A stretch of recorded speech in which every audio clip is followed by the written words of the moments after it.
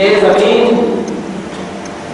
تو بالکل کمتر ہے، میں تو بہت اوپر ہوں، تیری حیثیت بہت کم ہے، تو ہم سے ٹکرا نہیں سکتی، اور میں بلند ہوں، بالا ہوں۔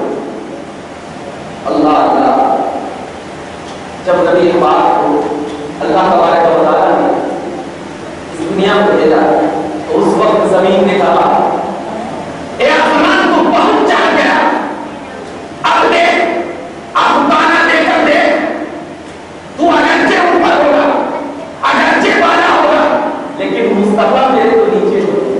سبحان اللہ، تجھے جو بالائی ملی، تجھے جو بالائی ملی، یہ بھی مصطفیٰ کا صدقہ ہے۔ تیرے پاس جو چاند و سورج کی روشنی ہے، یہ بھی مصطفیٰ کا صدقہ ہے۔ تو یہ جب بہانا دیا تو آسمان رونے لگا۔ اس وقت اللہ کی بارگاہ میں آسمان نے دعا کیا تھا، مولا ایک مرتبہ پھر مصطفیٰ کو میرے اوپر بلا۔ اسی وجہ سے اللہ تبارک و تعالیٰ نے میرے سرکار کی معراج کروائی، آسمان پہ بلایا۔ وجہ معلوم ہو گئی؟ اس کے بعد زمزم اور آب کوثر میں مکالمہ ہوا۔ آب کوثر نے کہا زمزم تیری اوقات بہت کم ہے۔ کہا کیسے؟ کہا اس سے کہ آب کوثر کو تو مصطفیٰ کے در لگے،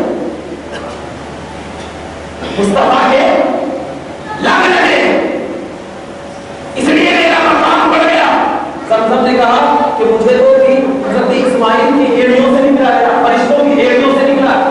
کہاں نکلا ہوگا، لیکن جو عظیم ہوتا ہے، جو اعلیٰ ہوتا ہے، اس کو اگر کسی سے نسبت ہو جائے تو وہ بھی اعلیٰ۔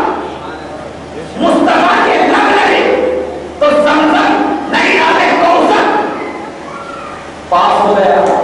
تو آبِ زمزم نے اللہ کی بارگاہ میں گڑ گڑا کر دعا کیا تھا، مولا ایک مرتبہ مصطفیٰ کا کچھ تو لگنا۔ اب دیکھنا اللہ اکبر کبیرہ، آبِ زمزم میں تسلیم ہے کیونکہ وہ فرشتوں کے پر سے نکلا ہوا پانی ہے۔ بعض لوگ کہتے ہیں حضرت اسماعیل علیہ السلام کے ایڑی کے پھنسے ہوئے سے نکلا ہے، لیکن بخاری کی حدیث میں گواہ ہے، حدیث نمبر 5666، آپ جا کر دیکھیے، اس کے ساتھ روایت ہے کہ حضرت اسماعیل کے ایڑیوں سے نہیں بلکہ حضرت جبرائیل کے پر زمین پہ پڑے تھے، اس کی وجہ سے وہ پانی نکلا۔ ذہن میں رکھیے گا۔ اب ذرا دیکھنا، آبِ زمزم مایوس ہو گیا، آواز آئی آبِ زمزم مایوس نہ ہونا، میں مصطفیٰ کو اپنے پاس اپنے دیدار کے لیے بلانے والا ہوں، لیکن بلانے سے پہلے میں تیری بھی خواہش پوری کروں گا، ایسی خواہش پوری کروں گا کہ دنیا دیکھتی رہ جائے گی، سائنس کی آنکھ کھیا رہ جائے گی، سائنس دم توڑ دے گی، کیونکہ سائنس کہتی ہے جس کا دل نکل گیا وہ مر گیا۔ سائنس سے یہی کہتی ہے نا، نہیں مانتے ہو تو دل نکال کے دیکھو، مرتے ہیں کہ زندہ رہتے ہیں۔ سائنس تو یہی کہتی ہے جس کا دل نکل گیا وہ مر گیا، لیکن سائنس کی حد مصطفیٰ تک نہیں، بھائی نہیں ہے، کیونکہ ساری کائنات مصطفیٰ کے قدموں کی ٹھوکر سے بنی ہے۔ حضرت جبرائیل نے کہا یا رسول اللہ آپ کے سینے مبارک کو چیرنا چاہتا ہوں۔ کہا چیر کر کیا لے گا؟ کہا ہاں تمہیں پکڑوں گا، اس کے بعد کشت میں رکھوں گا تو اس کو دل میں آ جائے گا، وہ دل میں آ جائے گا۔ صحبت بھی نہیں ہے، یہی تو ہے۔ ارے کیسے نہیں، میں ادھر لگا رہا ہوں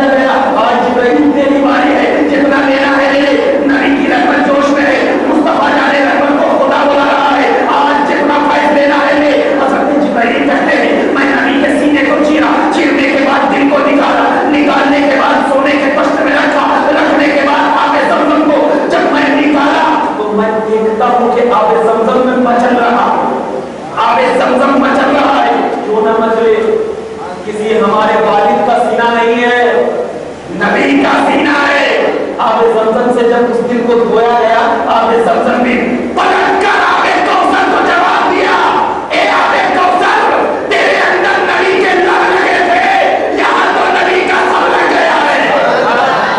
اب آب کوثر نے کہا اب تو میری برابری کر سکتا ہے کیونکہ میرے اندر نبی کا لب لگا ہے۔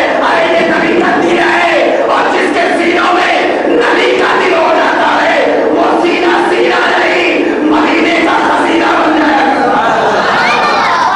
اسی لیے ہم نبی کے چاہنے والے ہیں، کسی کے نہیں۔ جو نبی کا وہ میرا، اور جو میرا وہی نبی کا، کیونکہ ہم نبی کے کسی چاہنے سے یا کسی کے کہنے سے ہم کسی کے اوپر یہ نہیں کرتے۔ ارے ہمارے علماء نے یہ بتایا، ہمارے بزرگوں نے دین نے یہ سینہ دیا کہ جس کے سینوں میں نبی کی محبت رہے گی وہی سینہ اپنے قریب رہے گا، اور جس کے سینوں میں نبی کی محبت نہیں وہ سینہ سینہ نہیں جہنم کا خزینہ بن جائے گا۔ کیوں؟ اس لیے کہ ہم تمام لوگ صرف اس لیے جیتے ہیں کہ ہم سے خدا راضی ہو جائے۔ ابھی میں سبحان اللہ اثرات یہاں پہ نہیں آیا ہوں۔ نبی پاک صلی اللہ علیہ وسلم کے سینے مبارکہ کو چھیڑا گیا۔ آدمی نبی کی دو حالت ہے۔ حضرت امام جلال الدین سیوطی اپنی کتاب انواع التزکیہ کی حیات نبی ہے، اس میں فرماتے ہیں کہ نبی کی دو حالت ہے، ایک بشری حالت ہے، ایک نورانی حالت۔ ٹھیک ہے؟ کبھی کبھی نورانیت کے اوپر بشریت غالب آ جاتی ہے، یعنی بشری یعنی ہم لوگ جو ہے بشر ہیں، بشریت جو ہے کبھی کبھی نورانیت پہ غالب آ جاتی ہے، اور کبھی کبھی نورانیت بشریت پہ غالب آ جاتی ہے۔ جیسے کہ دیکھو، اور دونوں مثال نبی کے ساتھ موجود کیسے کہ میدان طائف میں اللہ کے نبی صلی اللہ علیہ وسلم کے اوپر جب پرچم دیکھا گیا تو اللہ کے نبی صلی اللہ علیہ وسلم کے پہلے مبارکہ سے خون نکلے، تو وہاں پر نورانیت پر بشریت غالب تھی، اور یہاں مسجد حرام میں نبی کے سینے کو چیرا گیا۔ حدیث کے الفاظ ہے ایک قطرہ خون بھی نہیں نکلا، تو یہاں پر بشریت پر نورانیت غالب، اور وہاں پر بشریت اس لیے غالب تھی کہ وہاں پر تمام بشر والے آپ سے سوال کرنے کے لیے بعد میں آنا چاہتے تھے، تو اے مصطفیٰ میں وہاں پر بشریت کو غالب رکھا تاکہ بشر آپ کے قریب ہو کر آپ سے سوال کرے، اور یہاں پر میں نورانیت کو اس لیے غالب رکھا کہ اے مصطفیٰ تیرے ساتھ جبرائیل ہے جو نورانیت ہے، تو خدا کے پاس آ رہا ہے جو نورانیت ہے، جو نورانیت ہے، اور تو جو ہے اے مصطفیٰ تو جو ساری انبیاء کی امامت کرائے گا وہ بھی نورانیت ہے، اب جو تو رفعت پر سوار ہوگا وہ بھی نورانیت ہے، پورا کو بجلی کی طرح معلوم ہوگی وہ بھی نورانیت ہے۔ تو جہاں پر پروردگار عالم نے نورانیت کا نفر دے دیا، وہاں پر کائنات کا ذرہ ذرہ جو نبی سے ملتا گیا وہ بھی نور بنتا گیا۔ اسی لیے تو اعلیٰ حضرت فرماتے ہیں یا رسول اللہ تیری نسل پاک میں ہے بچہ بچہ نور کا، تو ہے نور تیرا سب گھرانہ نور کا۔ میں اس سے یہ نہیں کہتا کہ صرف گھرانہ نور کا ہے، نہیں نہیں، وہاں پر جبرائیل قدموں میں رہے نور بن گیا، قرآن قدموں میں رہا نور بن گیا، سیڑھی قدموں میں رہا نور بن گیا، آسمان کے ذرے قدموں میں رہے نور بن گیا، اور عرش الہی قدموں میں رہا نور بن گیا۔ یہ بتانا چاہ رہا تھا یہ مصطفیٰ کی ہستی ایک ایسی ہستی ہے کہ اگر کسی کے اوپر قدم رکھ دے وہ بھی نورانیت جیسا بنتا چلا جائے، اور جس پر نگاہ رکھ دے وہ بھی نورانیت۔ یہی ہے مصطفیٰ کی شان۔ تو میرا مصطفیٰ صلی اللہ علیہ وسلم، یہ دوسری جگہ بھی جانا ہے، میرے مصطفیٰ کی شان یہ بہت ساری روایتیں ہیں، بہت کچھ سوچ کر آیا تھا، بہت بول تھا، لیکن تقریر کا ذہن نہیں بدل گیا۔ بس بتانا مقصد یہ ہے کہ انسان کو وہ کام کرنا چاہیے جو کام کرنے سے اللہ اور اس کا رسول راضی ہے۔ اور الحمدللہ ہم تمام اہل سنت، تمام اہل جتنے بھی اہل سنت، تمام اہل سنت اور خاص کر اعلیٰ کیونکہ ہماری پہچان ہے، تمام اہل سنت الحمدللہ ہمارا مشرب جو ہے وہ اشرفیت ہے اور ہمارا مسلک جو ہے وہ رسولیت ہے. اور مشرب اور مسلک کبھی جدا نہیں ہو سکتے. مشرب اور مسلک کبھی جدا نہیں ہو سکتے. اسی بنیاد پر جب سینوں میں مسلک اور مسلک کی بات آتی ہے تو یہ سینہ کو بہت بولنا شروع کر دیتا ہے. اور ایک چیز بتاتا ہوں, ذرا دیکھنا, ایک پوائنٹ آخری پوائنٹ دے کر کے میں آپ کی طرف روک ہو جاؤں گا. اللہ تبارک و تعالیٰ نے جب اپنے نبی کو بلایا تو اللہ نے کہا سبحان الذی اسری بعبدہ لیلا من المسجد الحرام, پاک ہے وہ ذات جو اپنے بندے کو سیر کرایا مسجد حرام سے مسجد اقصی تک. مگر آپ کو تو یہ معلوم ہے کہ اللہ تبارک و تعالیٰ کو نبی کو جو معراج ہوئی وہ معراج کیا ہے, بابا قوسین او ادنی ثم دنا فتدلی او قاب قوسین کام کرتے ہوئی. لیکن قرآن کی اس آیت میں کیا ذکر ہے, سبحان الذی اسری بعبدہ لیلا من المسجد الحرام الى المسجد الاقصى الذی بارکنا حولہ, یعنی مسجد حرام سے مسجد اقصی.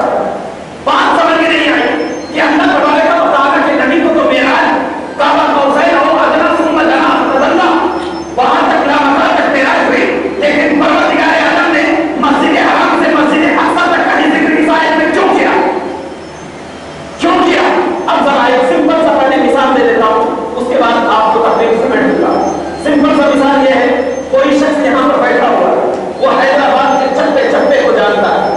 اگر میں یہاں پر بیٹھ کر یہ کہوں کہ 4 مینار میں 5 مینار ہے, 4 مینار ہے, کتنے مینار ہیں؟ 5 مینار ہیں, تو میری بات جھٹلائی جائے گی. کون جھٹلائے گا؟ جو 4 مینار کو دیکھے ہوا ہو, وہی تو جھٹلا سکتا ہے نا. جو 4 مینار کو دیکھا ہوا نہ ہو وہ نہیں جھٹلا سکتا. تو نہیں جھٹلا سکتا اس لیے کہ اس کو خود سوچے گا تو ہو سکتا ہے وہ بول رہے چھاڑ جا کر کے دیکھے ہوں گے تب تو بول. لیکن جو دیکھے ہوا ہے اس کو کیا کر سکتا ہے؟ جھٹلا سکتا ہے, بول سکتا ہے کہ یہ جھوٹ بول رہا ہے, یہ جھوٹ بول رہا ہے. اللہ تبارک و تعالیٰ کے رسول جب معراج سے واپس ہو کر مکہ میں آئے تو کس کو اعلان کیا کہ میں معراج پہ آیا ہوں؟ کفار مکہ کے درمیان اعلان کیا نہیں کیا؟ اگر اللہ یہ کہتا کہ اللہ تبارک و تعالیٰ کے رسول کو اللہ تبارک و تعالیٰ نے معراج مسجد حرام سے کعبہ قوسین تک کرایا تو لوگ کیا کہتے, پتا نہیں محمد عربی کیا جھوٹ بول رہے ہیں, ہم تو دیکھے نہیں, جو چاہے بول رہے ہیں, جو چاہے بول رہے ہیں. اور کفار مکہ مسجد اقصی کے چپے چپے کو معلوم تھے, جانتے تھے, عقیدہ رکھتے تھے, یہاں پر یہ ہے, یہاں پر وہ ہے, یہاں پہ کونا مینار ہے, یہاں پہ کونا دروازہ ہے, یہاں پہ کونا کھڑکی ہے, یہاں پہ کونا چیز ہے. چپے چپے کا علم تھا. اسی لیے پروردگار عالم نے اللہ تبارک و تعالیٰ نے سبحان الذی اسری بعبدہ لیلا من المسجد الحرام الى المسجد الاقصى الذی بارکنا حولہ کہہ کر اس بات کی طرف اشارہ کر دیا کہ یہاں پر رسول کے معراج کی حد نہیں ہے, یہاں پر کفار مکہ کے سوچنے کی حد ہے. یہاں پر کفار مکہ کے سوچنے کی حد ہے. کیونکہ جب کفار مکہ اگر یہ مان لیں گے کہ اللہ کے نبی کو مسجد اقصی تک معراج ہوئی اور ساری بات جب مان لیں گے تو کفار مکہ آگے کی بات کو بھی مان لیں گے. اسی لیے پروردگار عالم نے سبحان الذی اسری بعبدہ لیلا من. بات سمجھ میں آ گئی؟ اب ایک چیز, ایک کنواں ہے, ایک کنواں ہے, کنواں کے بازو میں نے ایک نالا تیار کیا, نالا تیار کیا اور نالا بہت بڑا ہے, اس میں پائپ وغیرہ لگایا ہے. اب ذرا بتائیے وہاں پر میں 1 لوٹا پانی ڈالوں گا تو وہ پانی کنویں میں آنے کے لیے کوئی تکلیف محسوس کرے گا؟ تب بالکل چلا آئے گا, محسوس کرے گا؟ نہیں کر سکتا.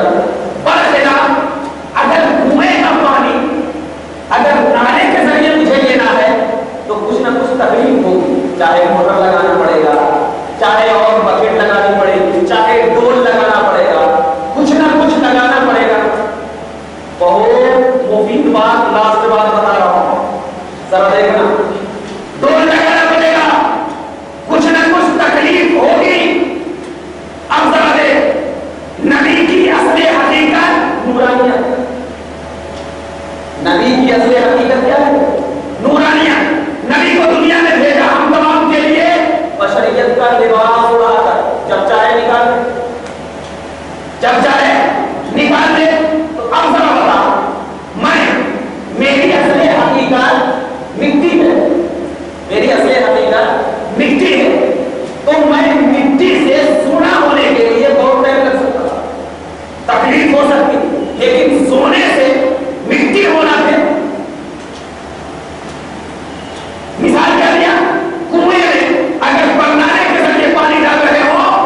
تو پانی کو کنویں میں آنے سے کوئی نہیں روک سکتا، کوئی تکلیف بھی نہیں ہوگی۔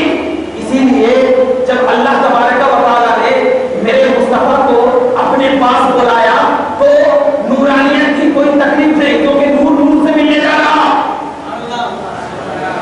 سبحان الذی اسریٰ، پاک ہے وہ ذات جو اپنے بندے کو سیر چلایا مسجد حرام سے مسجد اقصیٰ تک۔ لیکن جب اللہ تبارک و تعالیٰ نے جب نبی پاک صلی اللہ علیہ وسلم کو اپنے پاس بلا کر اپنے سارے جلوے دکھا اور اس جلوے میں نورانیت کا لبادہ بولا، جب اللہ تبارک و تعالیٰ نے کہا اے محبوب اب میں تجھے زمین پر بھیجنے والا ہوں، اب میں تجھے زمین پر بھیجنے والا ہوں، تو پروردگار عالم کو یہ اٹھا کہ اب تو میرا مصطفیٰ نورانیت کی حالت میں اب زمین پر جائے گا تو یہ نورانیت بشریت میں تبدیل ہوگی، تکلیف ہوگی۔ اسی لیے پروردگار عالم نے جب اللہ کے نبی کو اس زمین پر بھیجا تو جب بلایا تو قسم نہیں کھایا، جب زمین پر اتارا تو اللہ نے کہا نجمی اذا ہوا، قسم ہے اس چاند کی جب وہ نیچے اترا، قسم ہے اس چاند کی جو نیچے اترا۔ اور یہاں پر نجم سے مراد تمام علماء کا اتفاق ہے نبی ہے، اور نبی ہے تو میراج سے نیچے کون اترا؟ نبی۔ اب جب نبی اترا تو اے دنیا والوں، جب نبی اترا تو نبی آنے کرنے کے بعد جب معراج کی تمہیں حقیقت بتائے تو کوئی جھٹلانا نہیں، کیونکہ اللہ فرماتا ہے ما ينطق عن الهوى، یہ اپنی طرف سے نہیں بولتا ہے، ان هو الا وحی یوحی، یہ تو خدا کی بولی بولتا ہے۔ اللہ اکبر کبیرہ، ارے کیا خدا کی بولی بولتا ہے؟ یعنی اگر یہ وہ بول دے کہ میں خدا کو، بخاری مسلم شریف کی حدیث پاک ہے، میں خدا کے اتنے قریب ہوا، اتنے قریب ہوا، کہا حسین اور آدنا اتنا قریب ہوا کہ میں نے خدا کے دستے قدرت کی ٹھنڈک اپنے سینوں میں محسوس کیا، میرا سینہ بھی خدا کے دستے قدرت کی ٹھنڈک سے محسوس ہونے لگا۔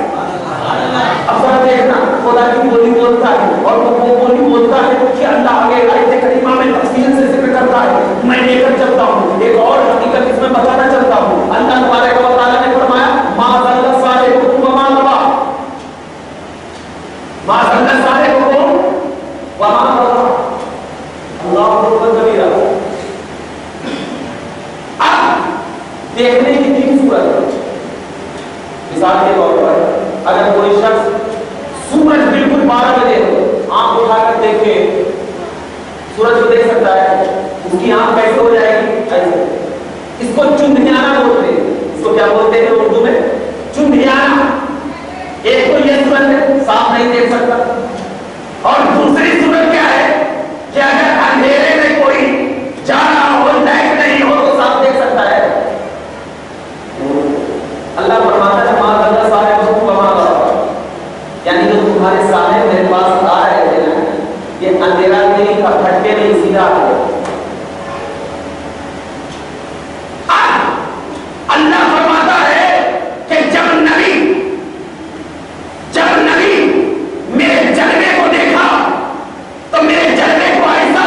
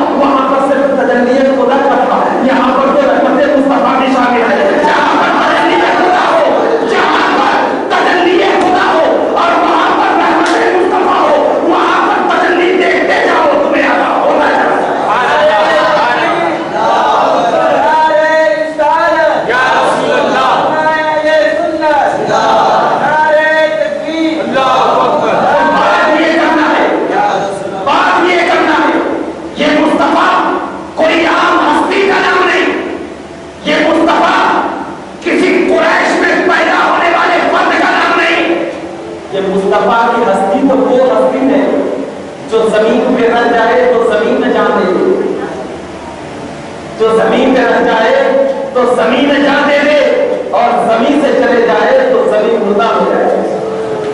یہ وہ مصطفیٰ ہے۔